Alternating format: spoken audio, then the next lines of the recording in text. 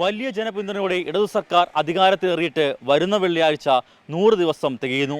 ഈ 100 ദിവസക്കാലത്തെ ഭരണത്തിനിടയിൽ എല്ലാവർക്കും പ്രയോജനപ്രദമായി സർക്കാർ ചെയ്ത പ്രധാനപ്പെട്ട കാര്യം എന്താണ്?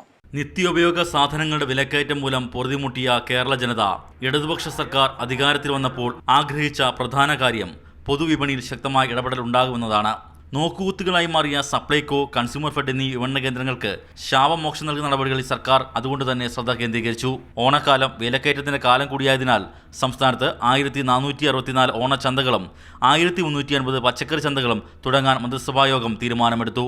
ആദിവാസികൾക്ക് പ്രത്യേക ഓണക്കിറ്റ് വിതരണം ചെയ്യാനും സ്കൂൾ കുട്ടികൾക്ക് ഓണസമ്മാനമായി 5 കിലോ അരി നൽകാനും തീരുമാനിച്ചത് വഴി കാണം വിറ്റും ഓണം ഉണ്ണേണ്ട ഗതികേടിൽ നിന്ന് പാവപ്പെട്ടവരെ രക്ഷിക്കാനാകുമെന്നാണ് സർക്കാർ വ്യക്തമാക്കുന്നത്. പച്ചക്കറി ഉൽപ്പാദനത്തിന് CPM തന്നെ മുൻകൈയെടുത്തത് ഓണക്കാലത്തെ പച്ചക്കറി വിലക്കയറ്റത്തിന് തടയിടുമെന്നും പ്രതീക്ഷിക്കപ്പെടുന്നു.